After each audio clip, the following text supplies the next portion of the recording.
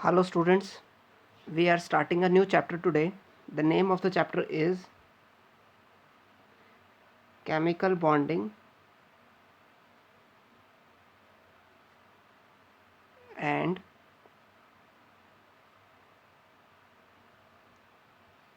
Molecular Structure.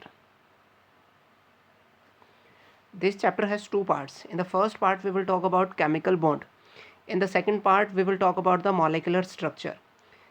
In the first part we will talk about what chemical bond is, how chemical bonds are formed, what are the different methods of forming the chemical bond. In the second part we will talk about the molecular structure, how the molecules, how the atoms of different elements arrange themselves in a particular manner so that a molecule have a definite structure, right? And in the second part we will talk about the various theories to explain the different type of molecular structure, or we will talk about different theories which will explain the formation of chemical bond also, right? So in this chapter we are starting the first part first, that is your chemical bonding. In the first part, there you might have a question in your mind, what chemical bond is, what is chemical bond, कि chemical bond है क्या? So answer to this question is that chemical bond is force of attraction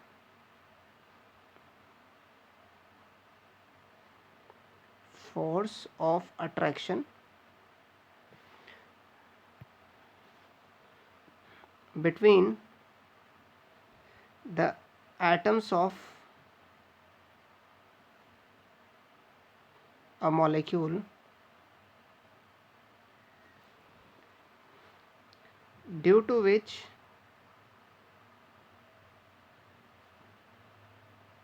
they are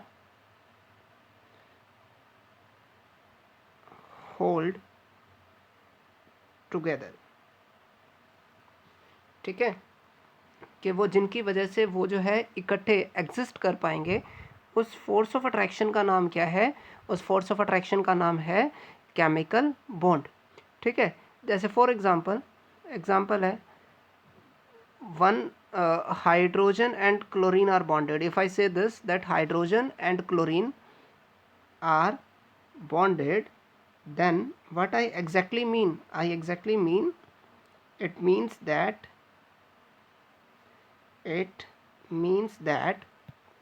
there is a force of attraction,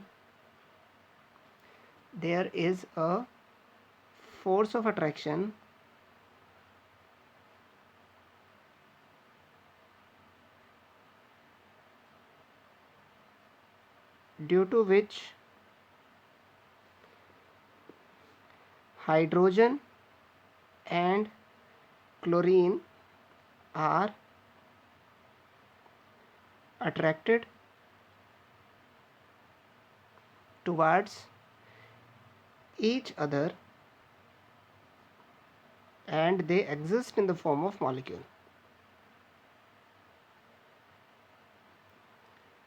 They exist in form of molecule, कि वो एक molecule की form में exist कर सकते हैं. ठीक है, इसी फोर्स ऑफ अट्रैक्शन को हम लोग क्या बोलते हैं? Chemical bond. तो केमिकल बॉन्ड आपके लिए आई होप क्लियर हो जाएगा. Now next question which arises in our mind is कि केमिकल बॉन्ड बनता क्यों है? Why bonds are formed? Why do elements form bond? This is the second question which arises in our mind कि आखिरकार element bond बनाए ही क्यों?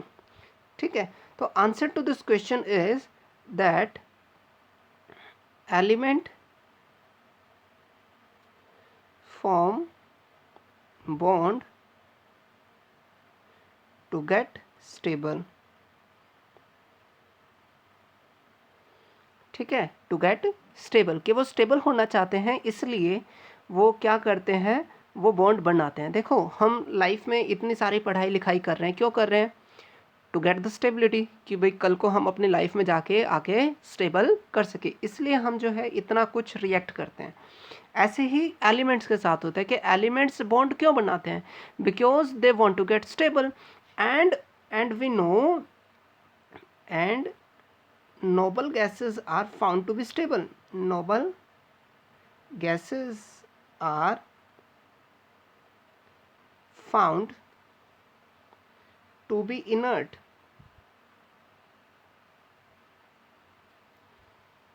कि वो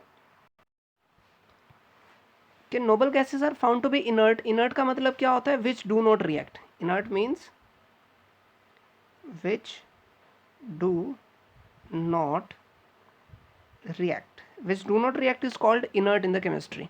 कि noble gases are found to be inert. कि noble gases कैसी हैं? Inert है, वो react नहीं करती।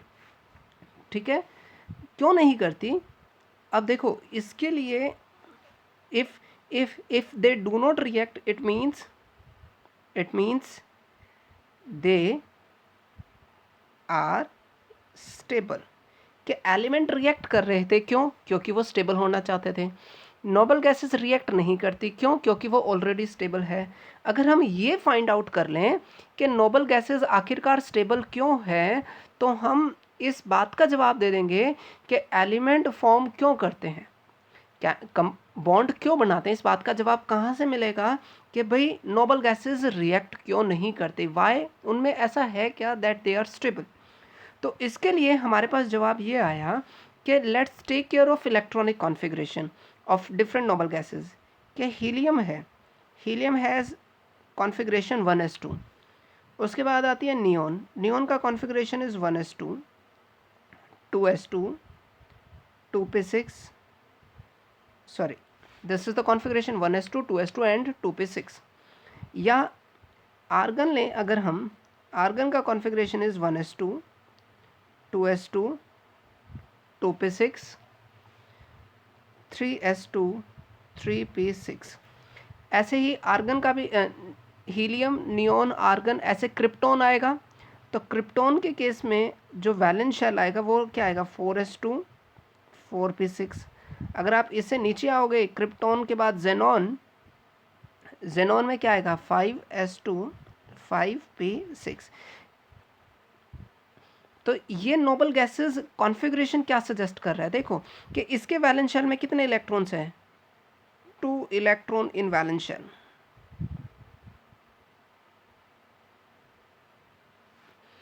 ठीक है, इसके वैलेंस शेल में कितने इलेक्ट्रॉन्स है? 8 इलेक्ट्रॉन। सबसे वैलेंस कौन सा होता है? जो सबसे बाहर होता है। सबसे बाहर कौन सा है? 2 वाला, कि 2s और 2p सबसे बाहर है। तो इसमें कितने इलेक्ट्रॉन्स है? 8 है। ऐसे ही यहाँ पर s और p सबसे बाहर है। ये जो देखो, ये जो नंबर होता है ना, ये जैसे लिखा हुआ है 3, ये वैल्यू जो सबसे बड़ी होगी वो वैलेंस शेल माना जाता है। ठीक है, जैसे 1 k, सेकंड जो है वो l है, और थर्ड जो है वो क्या है? m है। ठीक है, तो इसके वैलेंस शेल में कितने इलेक्ट्रॉन्स है? 8 इलेक्ट्रॉन। ऐसे ही इसके वैलेंस शेल में भी कितने हैं? 8 electron in valence shell, in valence shell. ठीक है, ऐसे ही अगर आप यहाँ पर भी निकालोगे तो भी कितने आएंगे? 8 इलेक्ट्रॉन। यहाँ पर भी कितने आएंगे? 8 इलेक्ट्रॉन। तो यानी कि नोबल गैसेस की खासियत क्या है? नोबल गैसेस की स्पेशलिटी ये है that noble gases have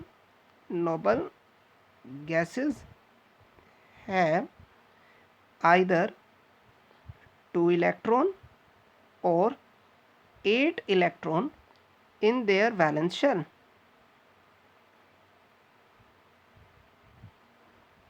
in their valence shell, कि या तो उनके वैलेंस शेल में 2 इलेक्ट्रॉन है या फिर कितने हैं? 8 इलेक्ट्रॉन है।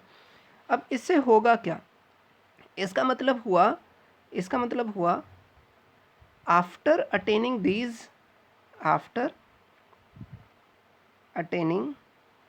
दिस कॉन्फ़िगरेशन,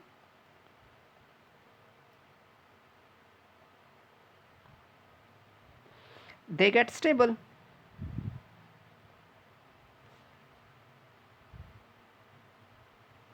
कि वो क्या हो रहे हैं, स्टेबल हो रहे हैं। देखो हमने क्वेश्चन की शुरुआत कहाँ से की थी, हमने क्वेश्चन की शुरुआत की थी why do elements form bond. तो इसके लिए हमने देखा कि भाई नोबल गैसेस एलिमेंट क्या क्या करना चाहते हैं, they want to get stable.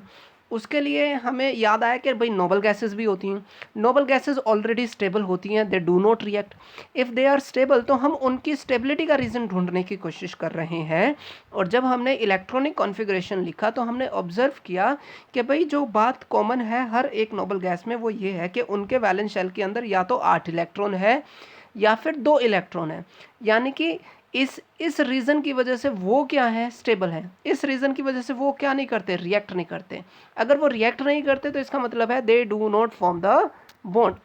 अब हम क्या कह रहे हैं, हम कह रहे हैं कि एलिमेंट रिएक्ट करता है। क्यों रिएक्ट करता है, वो स्टेबल होना चाहता है।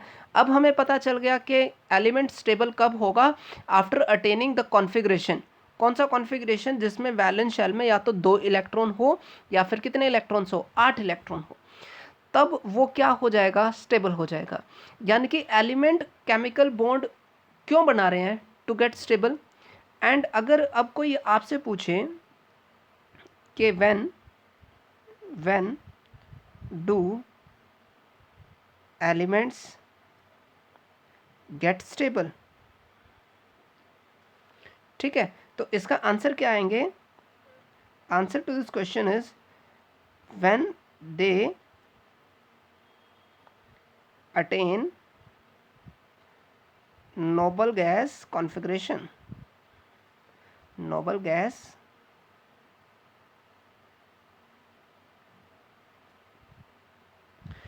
कॉन्फ़िगरेशन, कि जब उनका कॉन्फ़िगरेशन कैसा हो जाएगा, नोबल गैस जैसा हो जाएगा। ठीक है, नेक्स्ट क्वेश्चन जो दिमाग में आना चाहिए वो आना चाहिए, how many bonds are formed,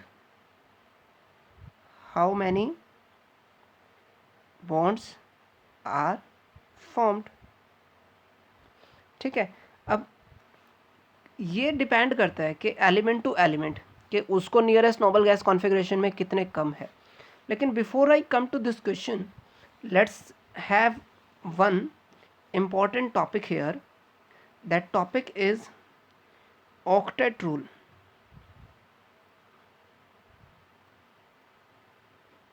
ठीक है, ऑक्टेट रूल क्या कहता है, ऑक्टेट रूल कहता है कि elements try to have either 2 electron or 8 electron in their valence shell.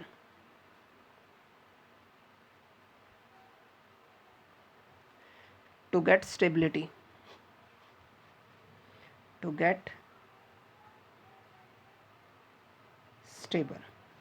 ठीक है, या फिर इसी को हम दूसरी भाषा में क्या कह सकते हैं, या फिर मैं इसी को दूसरी भाषा में कह सकता हूँ, और I can say octet rule क्या कहता है, this rule states that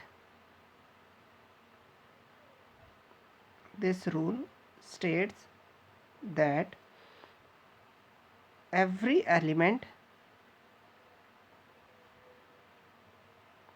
tries to have nearest noble gas configuration.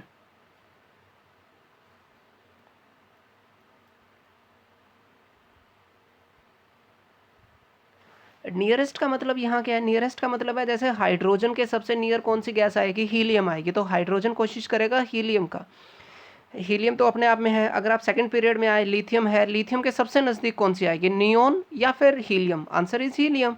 भाई देखो ना कि इलेक्ट्रॉनिक कॉन्फ़िगरेशन या atomic number of hydrogen is 1, next noble gas is helium, तो हाइड्रोजन किस में कन्वर्ट होने की कोशिश करेगा, हीलियम में। ऐसे ही लिथियम के बाद एक कॉर्नर पे जाके आती है नियोन, लेकिन लिथियम भी किस में सबसे नज़दीक कौन पड़ेगा, हीलियम पड़ेगा, तो लिथियम भी किस में कन्वर्ट होने की कोशिश करेगा, हीलियम में कन्वर्ट होने की कोशिश करेगा। तो ये रूल क्या कह रहा है कि this rule states that every element tries to have nearest noble gas configuration, मतलब या तो वो अपने वैलेंस शेल में 2 इलेक्ट्रॉन रखेगा या फिर 8 इलेक्ट्रॉन रखेगा। जब 8 इलेक्ट्रॉन रखता है तो 8 के लिए हम लोग वर्ड यूज़ करते हैं ऑक्टेट। ऑक्टेट वर्ड का ही मतलब होता है 8, ठीक है। तो every element tries to have either 2 electron और 8 electron in the valence shell और outermost shell. This is your octet rule. अब ये एक्चुअल में this approach is called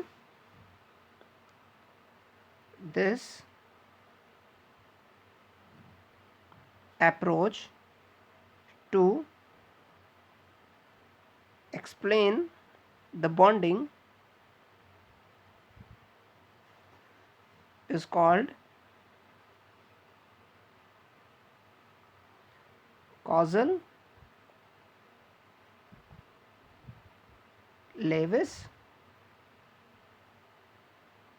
approach. कि इस अप्रोच का नाम है क्या? Clausen-Lewis approach. एक्चुअल में this is the name of the scientist. लेकिन एक क्वेश्चन अब भी दिमाग में रह गया, और वो क्वेश्चन क्या है? How many bonds are formed. इस क्वेश्चन का जवाब देना अभी बाकी है। तो देखो इस क्वेश्चन के जवाब पे आते हैं। Before we come to this question, हम एक और चीज़ को समझ लेते हैं साथ साथ, और वो क्या है? देखो एक चीज़ आती है जिसको हम लोग बोलते हैं Lewis symbol.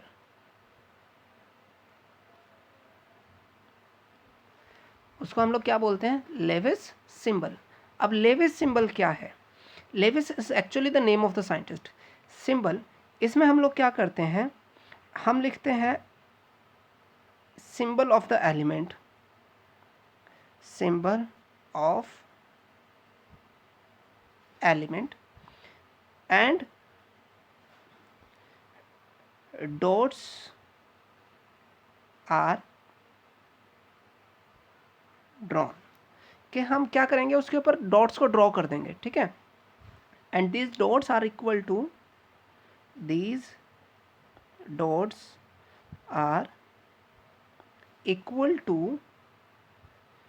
number of electron in valence shell of element, ठीक है। वैलेंस शेल के में जितने इलेक्ट्रॉन होंगे उतनी डॉट लगानी है। जैसे फॉर एग्जांपल कि सिंबल ऑफ द एलिमेंट, जैसे लिथियम है, लिथियम का सिंबल हो गया L, नेम इज लिथियम। जबकि लेविस सिंबल क्या होगा? लेविस सिंबल क्या होगा? कि सिंबल तो है जी लिथियम, लेकिन लिथियम का एटॉमिक नंबर कितना है? 3 है। 3 के हिसाब से कॉन्फ़िगरेशन इज 1s2 2s1। या नेल बोहर का कॉन्फ़िगरेशन भी आप लिख सकते हैं कि सबसे बाहर कितना इलेक्ट्रॉन है? 1 इलेक्ट्रॉन है। तो इसके ऊपर डॉट भी कितनी लगानी है? 1 डॉट लगानी है। फिर से देखते हैं। फॉर एग्जांपल सोडियम का एटॉमिक नंबर इज 11। 11 के हिसाब से इसका कॉन्फ़िगरेशन लिखें 2 8 एंड 1। सबसे बाहर कितने आए इलेक्ट्रॉन? 1 आए। इसका सिंबल क्या है? सिंपल सिंबल है सोडियम, लेकिन लेविस सिंबल क्या हो जाएगा? सोडियम के ऊपर 1 डॉट। ऐसे ही मैग्नीशियम का atomic number is 12, configuration is 2 8 and 2। तो सिंबल कितना आ जाएगा? सिंबल विल बी Mg, लेकिन लेविस डॉट सिंबल क्या होगा? Mg। और बाहर कितने इलेक्ट्रॉन है? 2 इलेक्ट्रॉन है, तो डॉट भी कितनी लगा देनी है? 2 लगा देनी है। जैसे ऑक्सीजन का सिंबल इज O, लेकिन एटॉमिक नंबर हमें पता है कितना है? 8 है। Configuration is 2 and 6। कितनी डॉट आएंगी? 6 आएंगी। ऑक्सीजन के पास कितनी डॉट हैं? 6 हैं। तो 6 डॉट्स मैंने पुट कर दिया। तो ये जो सिंबल बना जिसमें हमने एलिमेंट का सिंबल लिखा हुआ है प्लस डॉट्स लगा रखी हैं, इस सिंबल को हम लोग क्या बोलते हैं? This symbol is called as Lewis symbol. लेकिन अब कहोगे सर हम तो एक्सप्लेन करने चले थे कि how many bonds are formed, आप कहाँ लेके आ रहे हो? आप लेके आ रहे हो लेविस सिंबल पर। तो हम नंबर ऑफ बॉन्ड्स को कैसे एक्सप्लेन कर सकते हैं? देखें इस क्वेश्चन का जवाब कि भाई सबसे पहले आप समझो कि इसकी सिग्निफिकेंस क्या है, significance of Lewis symbol.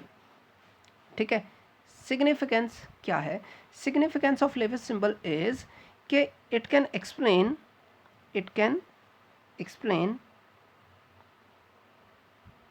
The valency.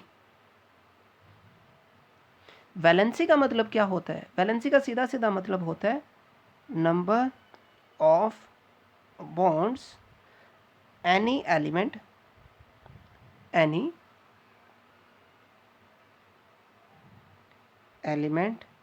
Can form. उसको हम लोग क्या बोलते हैं, उसकी वैलेंसी बोलते हैं। वैलेंसी मतलब number of bonds any element can form. It can explain the valency of any element, कि हम इससे किसी भी एलिमेंट की क्या बता सकते हैं, वैलेंसी बता सकते हैं। अब वैलेंसी कैसे बता सकते हैं, देखें कैसे। इफ नंबर ऑफ डॉट्स, या इसके लिए आप पहले लिख लीजिए कि valency of any element depends upon number of electron in valence shell। ठीक है, कि किसी एलिमेंट के सबसे बाहर के शेल में कितने इलेक्ट्रॉन है, उस पर क्या डिपेंड करता है, उसकी वैलेंसी डिपेंड करती है। कैसे, if case 1, if number of electron is less than equal to 4, number of electron is less than equal to 4, then valency is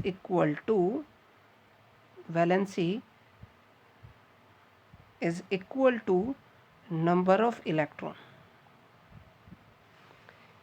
ठीक है, कि अगर मान लेते हैं एक इलेक्ट्रॉन है, जैसे हमने किसका केस देखा, लिथियम का केस देखा, कि लिथियम के पास क्या था, एक इलेक्ट्रॉन था, तो इसकी वैलेंसी भी कितनी है, एक।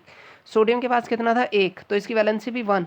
मैग्नीशियम के बाहर कितने हैं, 2, तो इसकी वैलेंसी कितनी हो जाएगी, 2। ऐसे ही एल्यूमिनियम का एटॉमिक नंबर देखो कितना आता है, एल्यूमिनियम का एटॉमिक नंबर इज 13। कॉन्फ़िगरेशन लिखे 2, 8 and 3, the number of electron in the valence shell is 3, तो इसकी वैलेंसी भी कितनी आ जाएगी, वैलेंसी विल बी 3। आप याद करो क्लास 10th में हम कहते हैं कि valency of the carbon is tetra, 4 बनाता है, टेट्रा वैलेंसी। वाई, कार्बन का कॉन्फ़िगरेशन आप लिख लीजिए, कार्बन का एटॉमिक नंबर है 6, उसके हिसाब से कॉन्फ़िगरेशन इज 2 एंड 4, तो 4 है, तो वैलेंसी भी कितनी हो जाएगी, इसकी 4 हो जाएगी। यानी कि वैलेंसी किस पे डिपेंड करती है, वैलेंसी डिपेंड करती है number of electron in the valence shell. अगर वैलेंस शेल के अंदर एक इलेक्ट्रॉन है तो वो एक बॉन्ड बनाएगा, 2 है तो 2 बॉन्ड बनाएगा, 3 है तो 3, और 4 है तो 4, यानी कि वैलेंसी। तो इस क्वेश्चन का जवाब हमें कहाँ आके मिलेगा, how many bonds are formed, it depends upon number of electron in valence shell, कि वैलेंस शेल के अंदर कितने नंबर ऑफ इलेक्ट्रॉन्स हमारे पास अवेलेबल हैं। इसमें एक और केस आता है मेरे पास, और वो केस क्या है देखते हैं। Let's see what is that case. That case is case 2। I am talking about case 2। Case 2 क्या है, if number of electrons are greater than 4, ठीक है, greater than 4, then valency is equal to 8 minus number of electrons। 8 minus number of electron मतलब जैसे मान लो किसी के पास 5 है, तो 8 माइनस 5 वैलेंसी विल बी 3, ठीक है। एंड किसी के पास 6 है तो 8 माइनस 6 वो हो जाएगा कितना, 2। अब एक क्वेश्चन दिमाग में आता है कि why we always minus it from 8, ठीक है। तो इसके लिए आपको एक सीधा सीधा आंसर मैं बताता हूँ कि ऑक्टेट रूल एक बार और याद कर लो। ऑक्टेट रूल ने हमें कहा कि every element tries to have either 8 और 2 इलेक्ट्रॉन के मैक्सिमम कितने इलेक्ट्रॉन हो सकते हैं? 8 हो सकते हैं। तो 8 से ज़्यादा तो हो ही नहीं सकते वैलेंस शेल में, इसलिए valency is equal to 8 minus number of electron. ठीक है, तो अब इसमें देखें, जैसे ऑक्सीजन है, ऑक्सीजन का atomic number is 8, atomic number 8 के हिसाब से configuration is 2 and 6, configuration is 2 and 6, तो वैलेंसी क्या आ जाएगी? Valency will be equal to 8 minus 6, मतलब कि 2 इलेक्ट्रॉन्स या 2 बॉन्ड्स। ऑक्सीजन कितने बॉन्ड बनाएगा? 2 बॉन्ड बनाएगा। तो वैलेंसी को या कितने बॉन्ड बनाएगा एलिमेंट, किससे एक्सप्लेन कर सकते हैं? लेविस डॉट सिंबल से कर सकते हैं। इसके लिए आपको 2 केसेस याद रख के चलने पड़ेंगे। Case 1, if number of electron less than equal to 4 then valency is equal to number of electron, और केस 2 के when number of electron are greater than 4 then valency is equal to 8 minus number of electron means ये हमारे पास उसकी valency हो जाएगी। ठीक है, so this is the significance of Lewis, this is the significance of Lewis symbol. चलिए, coming back to one more time के what chemical bond is? Chemical bond is force of attraction. How many bonds are formed by any element? It depends upon the number of electron in the valence shell. कहाँ से calculate कर सकते हैं? Lewis symbol से calculate कर सकते हैं। कब तक बनाएंगे? जब तक नोबल गैस कॉन्फ़िगरेशन नहीं आ जाएगा। कब तक बनाएंगे? जब तक नोबल गैस कॉन्फ़िगरेशन नहीं आ जाएगा। ठीक है, अब नेक्स्ट जो क्वेश्चन आता है दिमाग में कि how bonds are formed, how bonds are formed, कि बॉन्ड बनते कैसे हैं? हाउ बॉन्ड्स आर फॉर्म्ड, कि बॉन्ड बनते कैसे हैं? तो इसका क्वेश्चन का जवाब है कि बॉन्ड बनाने के 2 तरीके हैं। ठीक है, 2 तरीके से बन सकते हैं। पहला, ट्रांसफ़र ऑफ इलेक्ट्रॉन। ठीक है, इलेक्ट्रॉन क्या करे? ट्रांसफ़र करे। दूसरा, sharing of electron. When I से ट्रांसफ़र ऑफ द इलेक्ट्रॉन, मतलब इलेक्ट्रॉन कहीं से निकलेगा और कहीं दूसरी जगह जाकर पहुंचेगा। इसमें क्या होता है? इसमें होता है कि one element lose the electron, ठीक है, and second element gain that electron. ठीक है, कि एक एलिमेंट क्या करेगा? लूज करेगा, और दूसरा एलिमेंट क्या करेगा? गेन करेगा। उसमें क्या हुआ कि एक एलिमेंट से इलेक्ट्रॉन कहाँ चला गया? दूसरे एलिमेंट के पास चला गया, इसलिए हम इसको क्या कह रहे हैं? Transfer of electron. जैसे फॉर एग्जांपल, ठीक है, एग्जांपल अगर हम लें, एग्जांपल इज दिस कि वी हैव Na, सोडियम। ठीक है, क्लास 10th आपको थोड़ी सी याद आएगी। सोडियम का एटॉमिक नंबर इज़ 2, 8 and 1। इसके वैलेंस शेल में कितने इलेक्ट्रॉन है? एक इलेक्ट्रॉन है। एक इलेक्ट्रॉन है तो ये क्या करेगा? 8 करने की कोशिश करेगा। कैसे पता चला? ऑक्टेट रूल से। तो इसके पास 2 रास्ते हैं। पहला रास्ता कि 7 इलेक्ट्रॉन गेन करें, या फिर दूसरा रास्ता 1 इलेक्ट्रॉन लूज़ करें। कि भाई अगर 7 इलेक्ट्रॉन गेन करे तो यहीं पर 8 हो जाएंगे, लेकिन अगर 1 इलेक्ट्रॉन उसने लूज़ कर दिया तो ये वाला तो ख़त्म हो गया, तो उसके पास क्या बच गया? 2 and 8। जो उसके पास सबसे बाहर वाला बचा उसमें ऑलरेडी 8 है। तो उसके पास 2 तरीके हैं, या तो 7 इलेक्ट्रॉन गेन करे या फिर 1 इलेक्ट्रॉन लूज़ करे। तो उसके लिए आसान क्या है? This is the easy process for sodium, कि वो क्या कर सकता है? 1 इलेक्ट्रॉन लूज़ कर सकता है। तो सोडियम फटाफट क्या करेगा? Sodium will convert into Na positive and it will lose 1 electron. Configuration क्या आ गया? 2 and 8। Now it is stable. लेकिन क्योंकि आप चैप्टर 3 पढ़ चुके हो, तो सोडियम से सोडियम पॉजिटिव में कन्वर्ट होना क्या इतना आसान होगा? नहीं। You will require here ionization energy, ionization enthalpy और एनर्जी। ठीक है, आयनाइजेशन एंथैल्पी अगर आप दोगे इसको तो it will convert into Na positive. अब देखो इसने क्या कर दिया? 1 इलेक्ट्रॉन को लूज़ कर दिया। अब हमने लिया क्लोरीन। क्लोरीन का एटॉमिक नंबर इज 17, 2, 8 एंड 7, सबसे बाहर कितने इलेक्ट्रॉन है? 7 है। इसके पास भी दो रास्ते हैं, या तो 1 इलेक्ट्रॉन गेन करें या फिर वो 7 इलेक्ट्रॉन को क्या करें? लूज़ करें। या तो 1 इलेक्ट्रॉन गेन करें या 7 इलेक्ट्रॉन को लूज़ करें। अब आसान क्या है? आसान है ये कि 1 इलेक्ट्रॉन क्या करे? गेन करे।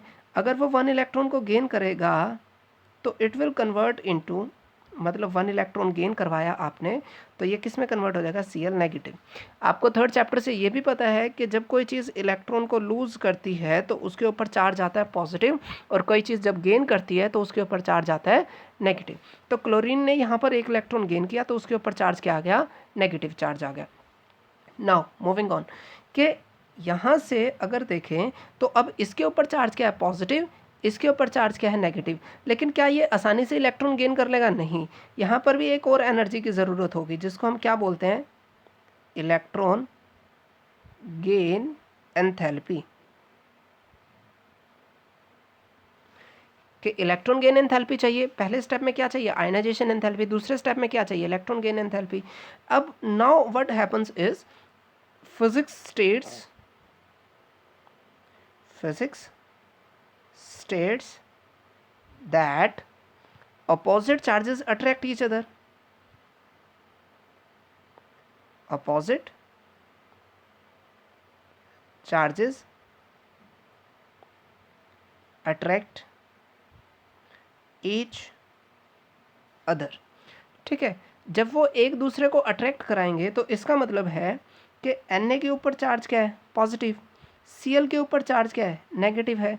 तो वो एक दूसरे को अट्रैक्ट कराएंगे और क्या बना लेंगे? NaCl। क्या बना लेंगे? NaCl। लेकिन एक बात समझो आप, कि आपको अगर कोई कहे कि this is a piece of block, और आपने इसको क्या करना है? अपनी तरफ खींच के रखना है। ठीक है, अपनी तरफ खींच के रखना है। जब आप इसको अपनी तरफ खींच के रखोगे तो आपको क्या करना पड़ेगा? You will have to supply some energy. You will have to supply some energy. कि आपको क्या करना पड़ेगा? कुछ एनर्जी खर्च करनी पड़ेगी। और उस एनर्जी को खर्च क्यों करना पड़ेगा? अरे भाई, आप कोई भी है, आप अपने घर पे एक छोटा सा एक्सपेरिमेंट कर सकते हैं। हैव अ बॉटल या 1 गिलास पानी ले लो और उस 1 गिलास पानी को सिर्फ आप पकड़ के खड़े रहो। तो पहले तो आपको कुछ फील नहीं होगा, बट आफ्टर 2 और 3 आवर आपको लगेगा कि आप थक रहे हो। क्यों थक रहे हो? आपका हाथ दुखना शुरू हो जाएगा। क्यों दुखना शुरू हो जाएगा? क्योंकि आपका हाथ लगातार उसको होल्ड करने के लिए, उसको पकड़ के रखने के लिए एनर्जी लगा रहा था। ऐसे ही Na पॉजिटिव Cl नेगेटिव एक दूसरे को अट्रैक्ट कराने के चक्कर में क्या करते हैं? कुछ एनर्जी लूज करते हैं। That energy is known as lattice enthalpy. I will come to this topic also कि लैटिस एंथैल्पी क्या होती है, बट अभी आपको पता होना चाहिए कि लैटिस एंथैल्पी वो एनर्जी है जो कब लगेगी? जब Na पॉजिटिव Cl नेगेटिव को क्या करेगा? अट्रैक्ट कराएगा। तो यानी कि यहाँ पर क्या हुआ? यहाँ पर भी हमने बॉन्ड बनाया, लेकिन बॉन्ड कैसे बनाया वो इम्पॉर्टेंट है हमारे लिए। कि भाई बॉन्ड बना जब सोडियम ने 1 इलेक्ट्रॉन लूज़ किया और क्लोरीन ने उस लूज़ किए हुए इलेक्ट्रॉन को गेन किया, और फिर अपोजिट चार्जेस ने एक दूसरे को अट्रैक्ट कराया। ठीक है, तो इस टाइप के बॉन्ड को, this type of bond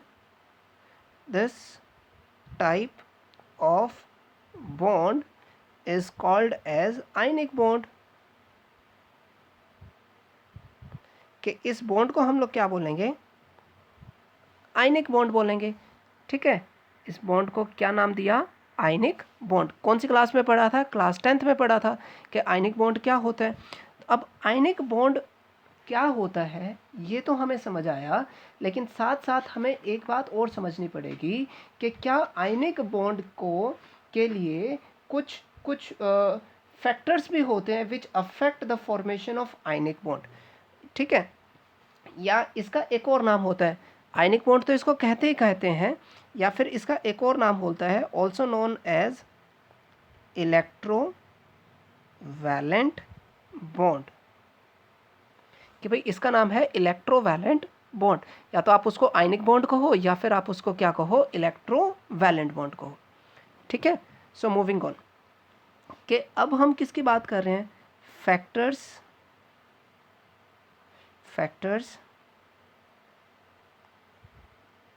affecting the formation of ionic bond.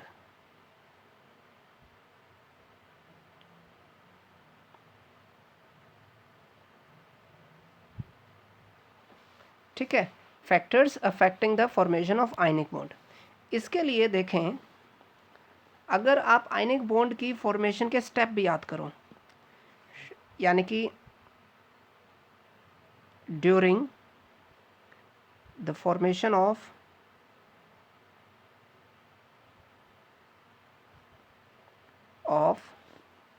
ionic bond,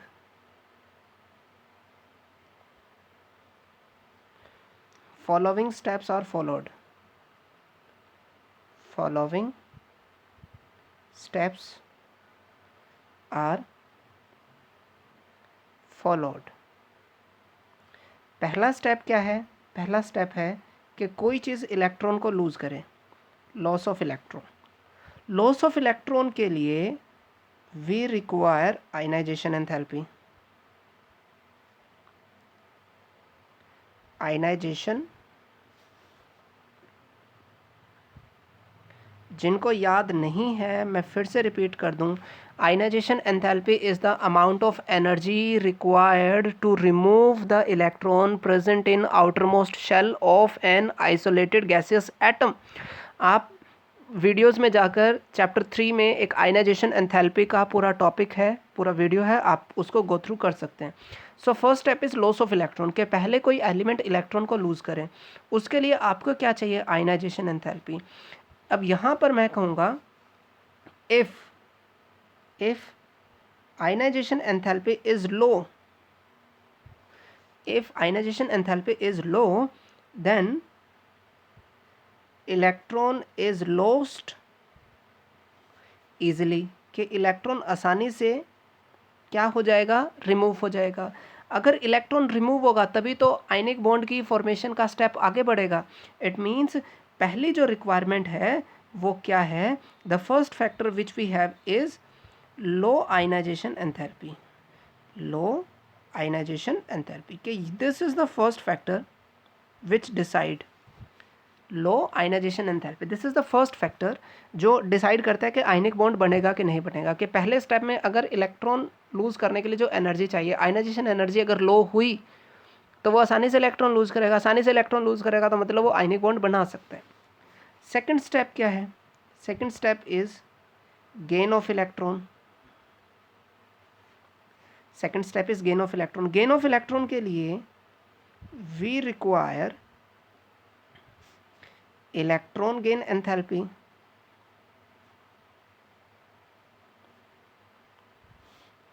electron gain enthalpy, कि ये सेकंड रिक्वायरमेंट है हमारे पास। इलेक्ट्रॉन गेन एंथैल्पी जब हमने पढ़ी थी तो हमने पढ़ा था कि negative electron gain enthalpy means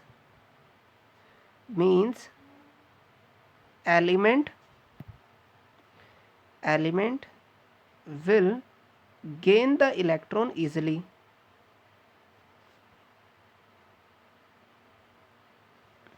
कि वो इलेक्ट्रॉन को आसानी से क्या करेगा, गेन करेगा।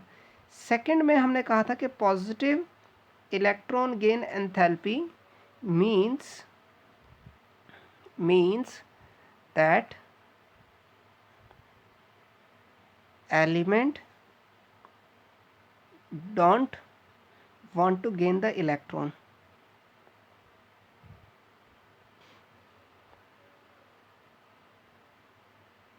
और जब वो इलेक्ट्रॉन को गेन नहीं करना चाहता तो इसका मतलब है कि इलेक्ट्रॉन को गेन करना उसके लिए इतना ही मुश्किल होता जाएगा। ठीक है, तो सेकंड जो रिक्वायरमेंट है, पहली रिक्वायरमेंट क्या थी, low ionization enthalpy. Second requirement is that for the formation of ionic bond, for the formation of ionic bond, electron gain enthalpy must be negative, कि वो कैसी होनी चाहिए, नेगेटिव होनी चाहिए, कि इलेक्ट्रॉन गेन एंथैल्पी जितनी ज़्यादा नेगेटिव होती रहेगी इलेक्ट्रॉन को गेन करना उतना ही आसान होता रहेगा। ठीक है, अब इसमें देखें हमारे पास थर्ड जो पॉइंट आता है which is new point for you, lattice enthalpy. Enthalpy का मतलब होता है एनर्जी, लेकिन लैटिस वर्ड का मतलब क्या होता है? लैटिस वर्ड का मतलब होता है सॉलिड स्ट्रक्चर या सॉलिड स्टेट स्ट्रक्चर, कि किसी चीज़ का सॉलिड स्टेट में क्या स्ट्रक्चर है उसको हम लोग बोलते हैं लैटिस। लैटिस एंथैल्पी एक्चुअल में क्या होता है? देखो, जब बॉन्ड बनता है, इसके लिए कुछ पॉइंट्स मैं लिख रहा हूँ यहाँ पर, note that when bond is formed, bond is formed, then energy is released, कि एनर्जी क्या होगी? रिलीज होगी। मतलब जिन एलिमेंट्स को आपस में बॉन्ड बनाना है उनको क्या करना पड़ेगा? एनर्जी खर्च करनी पड़ेगी, यानी कि element will have to spend energy. अब इसका दूसरा स्टेप ये है या दूसरा पॉइंट ये है कि when bond is broken, when bond is broken, then energy is supplied, यानी कि जो बॉन्ड तोड़ने का प्रोसेस है वो कैसा है? एंडोथर्मिक है। वो कैसा है? एंडोथर्मिक है। और वो बॉन्ड बनने का जो प्रोसेस है वो कैसा है? एक्सोथर्मिक है, कि जब बॉन्ड बनेगा तो एनर्जी रिलीज होगी, लेकिन बॉन्ड तोड़ना है तो आपको क्या करना पड़ेगा? एनर्जी देनी पड़ेगी। देखो, इसको आप दूसरी भाषा में ये भी कह सकते हो कि यहाँ पर ये एक पर्सन था जो इस बॉक्स को अपनी तरफ खींच रहा था, लेकिन at the other end you are standing, कि आप यहाँ खड़े हैं, आप इस बॉक्स को अपनी तरफ खींचना चाहते हो, तो आपको क्या करना पड़ेगा? एनर्जी खर्च करनी पड़ेगी ताकि ये बॉक्स इससे दूर चला जाए। ठीक है, तो मतलब जब बॉन्ड बनता है तो एनर्जी क्या होगी? रिलीज होगी। जब बॉन्ड टूटेगा तो एनर्जी क्या होगी? सप्लाई होगी। और एक जो मोस्ट इम्पोर्टेंट पॉइंट है, that energy required to break the bond is exactly equal to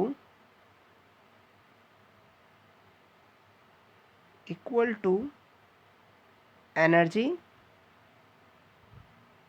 released during bond formation, कि जो बॉन्ड बनाते टाइम जो एनर्जी लगी थी उतनी ही एनर्जी जो है बॉन्ड तोड़ते टाइम चाहिए। बस प्रोसेस उल्टा है कि जब बना था तो आपको एनर्जी मिली थी, जब बॉन्ड तोड़ना है तो आपको एनर्जी देनी पड़ेगी। ठीक है, स्टेप रिवर्सिबल है। अब यहाँ पर जब आप लैटिस एंथैल्पी की डेफिनेशन को जाएंगे, जब मैंने आपको यहाँ पर लैटिस एंथैल्पी को एक्सप्लेन किया तो मैंने कहा कि जब Na पॉजिटिव ने Cl नेगेटिव को अट्रैक्ट कराया, Na पॉजिटिव ने Cl नेगेटिव को अट्रैक्ट कराया, तो अट्रैक्ट कराने के लिए उसने क्या किया? कुछ एनर्जी सप्लाई करी, है ना? You have to supply some energy. उसने एनर्जी क्या करी? यहाँ पर रिलीज करी, सप्लाई करनी पड़ी उसको, कि एनर्जी खर्च करनी पड़ी, तब जाके क्या बनेगा? NaCl। लेकिन अगर मान लो आप किसी दिन NaCl को वापस Na पॉजिटिव Cl नेगेटिव में तोड़ना चाहते हो तो आपको क्या करना पड़ेगा? एनर्जी को खर्च करना पड़ेगा। यहाँ पर ये स्टेप क्या था? Na पॉजिटिव Cl नेगेटिव में बॉन्ड बन रहा था तो एनर्जी रिलीज हुई थी, लेकिन अगर NaCl को वापस आप कन्वर्ट करोगे Na पॉजिटिव Cl नेगेटिव में, देखो इसमें मैंने कहा कि Na positive plus Cl negative ये क्या दे रहा है? NaCl दे रहा है, यानी कि ये प्रोसेस कैसा है? This process is your exothermic. लेकिन अगर हम क्या करें? NaCl को कन्वर्ट करना चाहते हैं Na positive plus Cl negative में, तो ये प्रोसेस कैसा होगा, एंडोथर्मिक होगा। यानी कि जितनी एनर्जी लगी थी Na पॉजिटिव Cl नेगेटिव को अट्रैक्ट कराने में, उतनी ही एनर्जी आपको खर्च करनी पड़ेगी अगर आप इन दोनों को अलग अलग करना चाहते हो तो। ठीक है, तो यहाँ पर फिर से आते हैं कि लैटिस एंथैल्पी क्या थी, कि सॉलिड स्टेट में चीज़ें एग्जिस्ट कर गई। सॉलिड स्टेट में वो कैसे एग्जिस्ट कर गया कि Na और Cl आपस में एक दूसरे की तरफ अट्रैक्टेड थे। जब अट्रैक्टेड थे तो इसको हम लोग क्या कहते हैं कि lattice enthalpy is energy required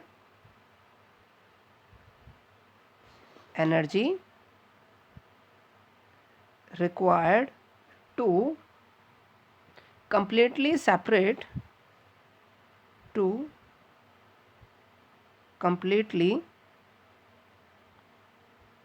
separate one mole of solid,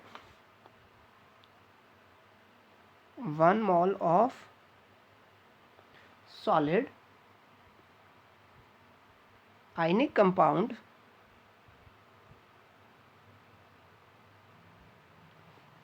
into gaseous ions, ठीक है, लेकिन ये जो आयंस होंगे वो कौन से स्टेट में होंगे, गैसियस स्टेट में होंगे। ठीक है, तो मतलब देखो हम वही कह रहे हैं कि भाई अगर आपको ये पता चल जाए कि कितनी एनर्जी लगेगी, अगर आपको एक मोल क्यों ले रहे हैं, क्योंकि ये सबसे छोटी क्वांटिटी है हमारे पास केमिस्ट्री में जो सबसे छोटी क्वांटिटी होती है वो क्या होती है, 1 मोल होती है। अगर 1 मोल सॉलिड को आप तोड़ना चाहते हो वापस, कि आपने ले लिया 1 मोल NaCl, इसको आप तोड़ना चाहते हो Na पॉजिटिव Cl नेगेटिव में, तो यहाँ जो एनर्जी लगेगी that energy is called as lattice enthalpy. लेकिन अगर आप इसको ऐसे ना करके ऐसे समझो कि भाई कि energy required to break the bond is exactly equal to energy released during the bond formation, तो इसका मतलब है कि जितनी एनर्जी यहाँ तोड़ने में लगी है उतनी ही एनर्जी उस दिन रिलीज हुई थी जिस दिन Na पॉजिटिव ने Cl नेगेटिव को अपनी तरफ अट्रैक्ट कराया था। तो लैटिस एंथैल्पी का मतलब हुआ कि जब Na पॉजिटिव Cl नेगेटिव को जितनी अट्रैक्ट कराने के लिए जितनी एनर्जी खर्च करेगा, उस एनर्जी का नाम है क्या, लैटिस एंथैल्पी। भाई देखो Na पॉजिटिव बन गया, Cl नेगेटिव बन गया, हम यहाँ तक कोई डाउट नहीं है हमें कि बन गया, ठीक है कोई बात नहीं, लेकिन अभी तक बॉन्ड नहीं बना। Na पॉजिटिव ने Cl नेगेटिव को अट्रैक्ट कराना नहीं शुरू किया। जैसे ही वो अट्रैक्ट कराना शुरू करेगा तो उसको कुछ एनर्जी खर्च करनी पड़ेगी, और उस एनर्जी का नाम क्या है, that energy is called as lattice enthalpy. ठीक है, तो लैटिस एंथैल्पी जितनी ज़्यादा होगी मतलब आपको उतनी ज़्यादा एनर्जी लगानी पड़ी। और मैं इसको और थोड़ा सा एक्सप्लेन कर देता हूँ कि हायर द लैटिस एंथैल्पी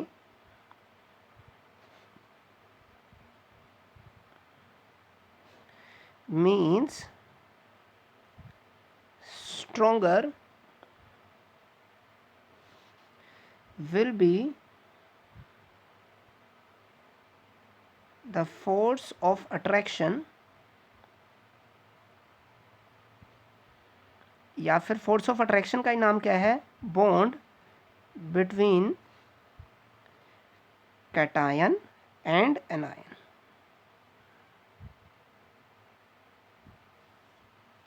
ठीक है, मतलब जितनी ज़्यादा लैटिस एंथैल्पी होगी उतना स्ट्रोंगली कैटायन ने एनायन को अपनी तरफ खींच रखा है। So this is how bond is formed. Bond बनाने के 2 तरीके थे। पहला था transfer of electron. Transfer of electron से जो बॉन्ड बनेगा उस बॉन्ड का नाम क्या है, that bond is called ionic bond या फिर इलेक्ट्रोवैलेंट बॉन्ड। इन दोनों में से कोई भी नाम आप दे सकते हैं। So this is all for the day. मिलते हैं next time for the next video lecture. Till then, goodbye, all the very best. Don't forget to like, share and subscribe.